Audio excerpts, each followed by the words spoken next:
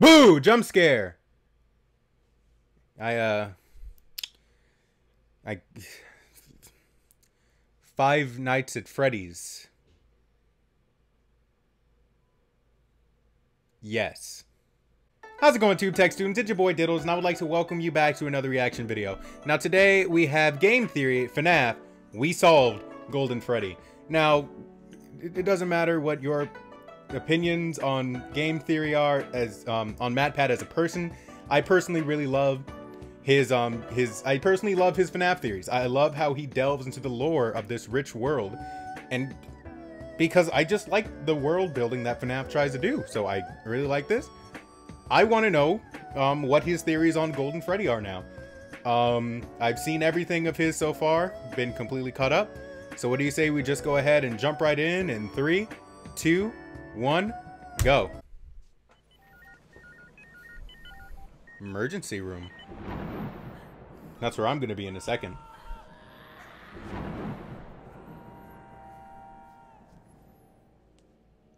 No, yeah, you're off. Okay.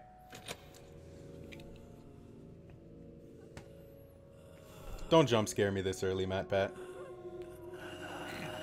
We're just getting started. Nanny? Nanny? What is that? This has to be something to do with the books. Game Theory, where today's episode is perhaps the single most important that we've done on the FNAF lore in a long time. Today, my friends, our goal is to solve Golden Freddy. That's right, FNAF Reddit. I am justified in using my favorite golden boy in the thumbnail today because this episode is all about him. It's them.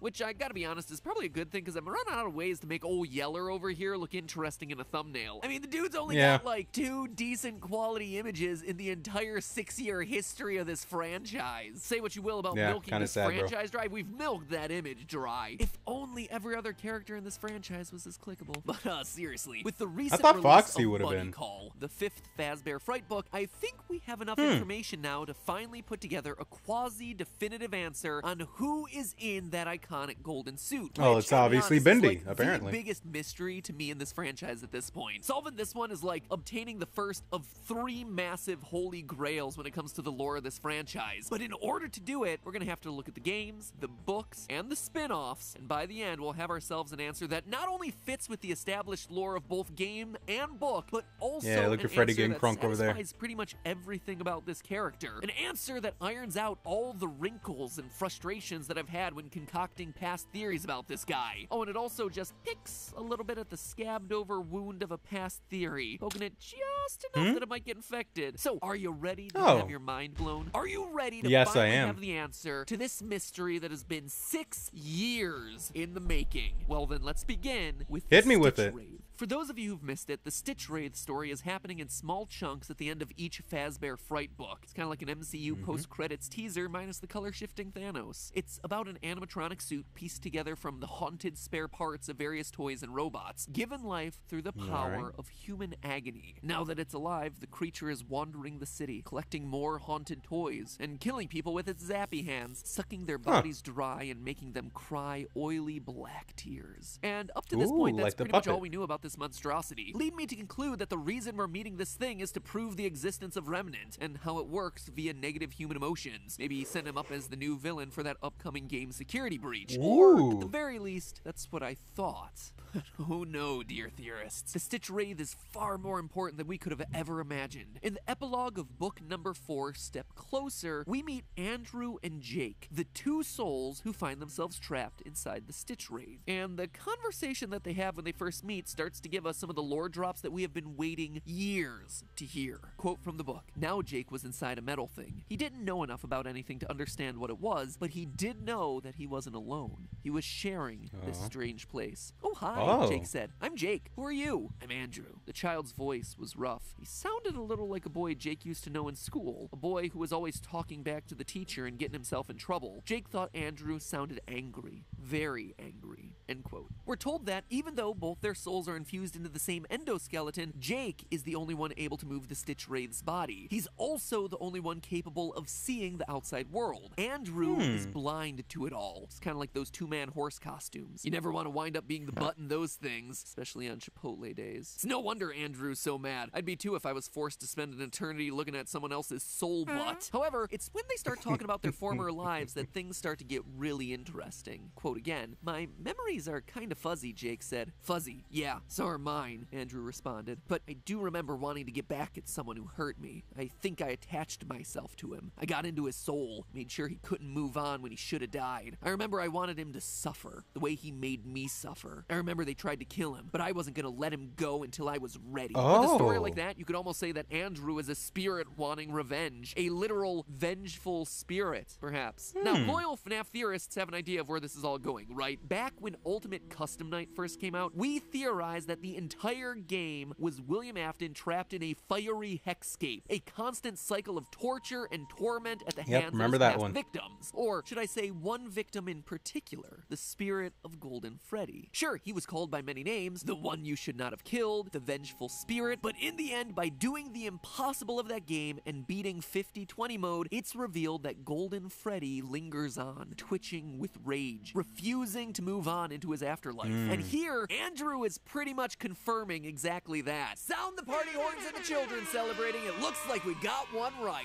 Or should I say mostly right? What's interesting about this whole Jake-Andrew conversation from the book is that back with Ultimate Custom Night, we assumed that William Afton was dead and that this was just his afterlife in purgatory or HE double hockey sticks or whatever. He died in Henry's Fire, the one that was set at the end of FNAF 6, the one meant to bring the whole series to a close. I mean, how could he not be dead? Henry even had that awesome final line for him. "Although for one of you, the darkest pit of hell has opened to swallow you whole. So don't keep the devil waiting, friend." You don't just survive one-liners like that. And yet here, Andrew says that he was actively keeping his killer alive against everyone's attempts on his life. So does that mean that Afton is still... No. I always come back. He attack, he protect, he always come back. But just because William may have been kept alive in the book lore doesn't necessarily mean that he was left alive in the game lore too. Well, it shouldn't, but I think it does. Fast forward to this month in our newest book, Bunny Call. What was originally supposed to be the 5th and final installment in the Fazbear Fright series. A literal 5 books at Freddy's. Until, of course, it got extended and now we have ourselves the bonus 6th and 7th night books. And really? 2 stories in this new book are I see you, Scott. I see you. About on a different day. It's the 3rd one, The Man in Room 1280, that ties into our Golden Freddy mystery today. Stop me if you've heard this super one close before. to where I live. A mysterious man in a hospital, burned well beyond the point of death, and yet somehow he remains alive.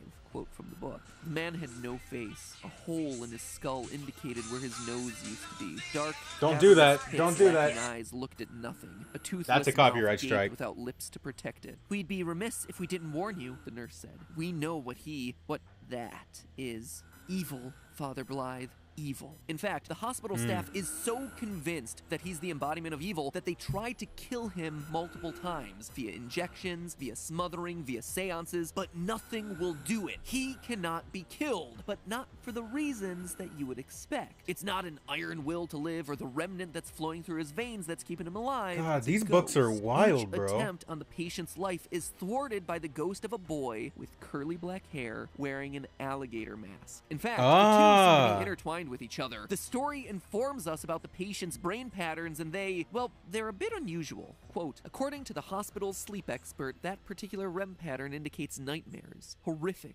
nightmares. See, there and there," the nurse pointed at one part of the brain scan. 2 signals means 2 living things, 2 entities. They're both vying for control of the brain, but they're at odds with each other. We think they're tormenting each other. Sounds a bit like Andrew, right? Andrew attached himself to the man who killed him and refuses to let him die so he can torment him, which is the exact relationship between the vengeful spirit and William Afton in the game. Wow. So if there was any doubt about who this mysterious man in the hospital is, the patient wants to go to a Fazbear distribution center, and we're told that the Stitch Wraith mystery is somehow tied to a mysterious fire involving Freddy's and the former owners of the business. Every which way to Sunday, this is our William Afton stand-in for these books. Andrew is our vengeful spirit stand-in, and it feels like the book is trying to tell us that Custom Night wasn't purgatory purgatory, or heck, it was Afton's living nightmare as he was laying in a hospital bed recovering. William Afton may still be alive. Or maybe he was alive and then he eventually explodes. Yeah, the story ends with William's carcass being wheeled out to the Fazbear Distribution Center, and then it literally blows up like a bomb. It is just as gross, gory, and disgusting as you would expect it to be. Maybe it's a good thing that these books don't have pictures. My personal opinion, this is what releases the angry spirit of Andrew into lots of other toys like Fetch and Plush Trap, and it may also be how Afton's soul gets itself into a computer chip that eventually gives life to Glitch Trap. Okay, this has been a lot. Why does he explode? And I promised that this would be a mega theory about Don't just gloss over that. How does it all connect together? Well, notice how I described Andrew's ghost, a boy with curly black hair and an alligator mask. It's the same hair as the mysterious dead body found inside Golden Freddy's suit back in Fazbear Frights number 3. Quote from that book: "Down low, past his arm, Devin could see a body, a dead body, but it wasn't exactly like he thought he'd find. This one had curly black hair." The lore of this series doesn't tend to give us a lot, but one thing it tends to keep relatively consistent is hair. So knowing that Andrew is an angry spirit with curly black hair, and that Golden Freddy has a body inside of it with curly black hair, Andrew is pretty clearly our Golden Freddy kid, which makes things related to Andrew roughly related to Cassidy back in the games. Want even more of a connection between the two of them? The name Cassidy is derived from an Irish surname meaning clever or curly-haired. Actually owe that little factoid to Redditor Shrek the First. It's a good find on that one. Thank you, would Shrek. have never thought to look into the name Cassidy. So even Always though coming through for Andrew us. may not be named Cassidy in the books, he is still representing the origin of the name through his hair.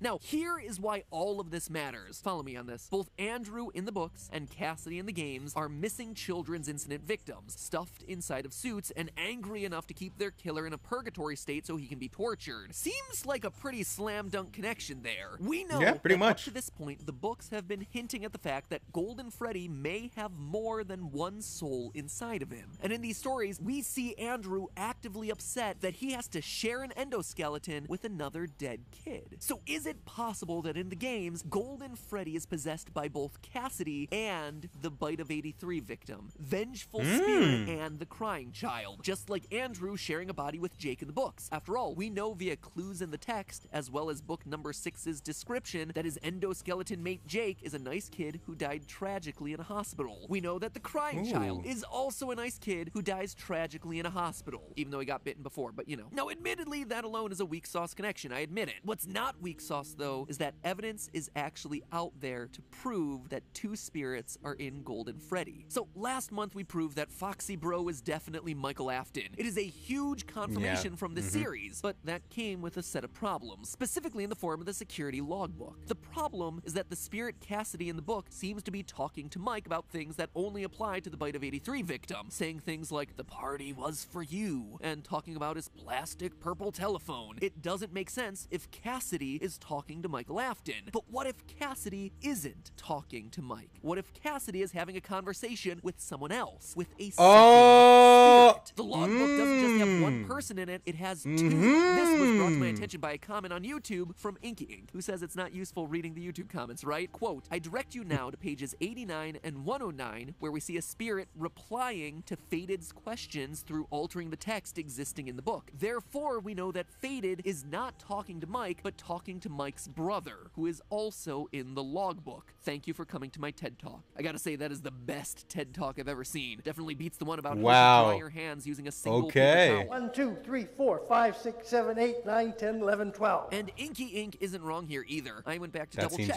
One of the things the Fated text says is that the party was for you. And right there on page 89 is the answer, "It was for me." A statement and an acknowledgement of that statement. A conversation. Two spirits, one book. Two spirits, one animatronic. For years, I have been frustrated by the fact that the crime, the Bite victim of 83, would have made the most it's all coming together now. Golden Freddy body, but it never lined up with the fact that 5 kids died during the missing children's incident, and that one of them would have had to have gone on to possess Golden Freddy. But now we have a solution to both of those things. Golden Freddy can still have the Bite victim in him, one that says, "It's me," when he sees his brother working as a security guard. But it can also have a second spirit in him, one who died in this horrific missing children's incident murder, and one who continues to torment Afton long after he's passed on. And the logbook isn't done. Sure, on those pages we see the responses of, "It was for me," and "I'm scared," board, but we also see the responses of I can hear sounds and I can't see. It once again is a parallel back to the Andrew and Jake situation, where one spirit can see and maneuver the body, if while all the of this other is true, trapped down below the surface, able to you listen, absolute but mad lad. unable to do much else. This feels like the solution to Golden Freddy that we've been waiting for. The problem with him is that we've always assumed he was just one kid, one spirit who we tried to make fit into all the various details about the lore, but it never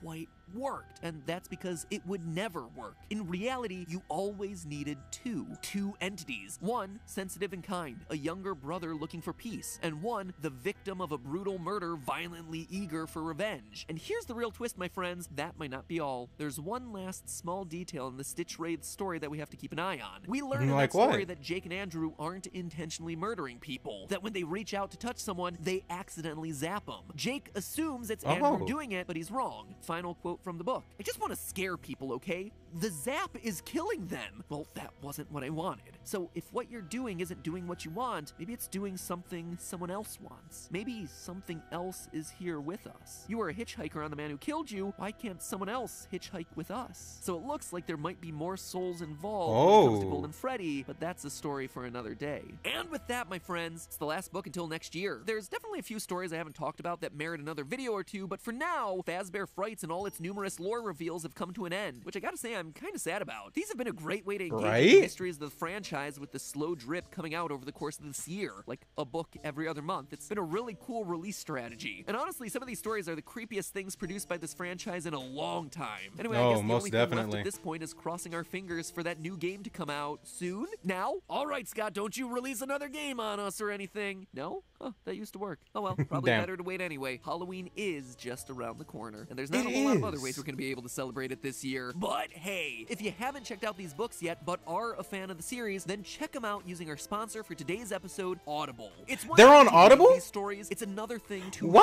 hear these stories. I have Audible. Nothing is better than hearing a I might actually have to do this. And Audible has great recordings of all 5 of the Fazbear Frights books, not just fully narrated, but also full of sound effects that really enhance the story. It really gets you into that cool, frightened mood, especially when you listen alone in the dark. I don't know about that one. But okay, you I don't know about that one, Audible Chief. is the leading provider of audiobooks, and I'm sure you're familiar with how Audible members get a credit to pick a new title every month, plus 2 Audible originals from a monthly selection. But did you know that Audible is currently giving back to the world in a big way? I actually really love this new initiative of theirs, and I'm really glad that they're letting me talk about it here. Basically, Audible recognizes that we're kind of in a time of crisis, guys, because of the pandemic, school schedules being all over the map, parents looking for new ways to entertain and educate their kids, all of us just being a little bit too sick of our screens. So Audible launched a whole new site called stories.audible.com, where you can stream hundreds of their titles for free. 0 signups, 0 membership requirements, 0 strings attached. It is awesome. It is just a website. Stings attached.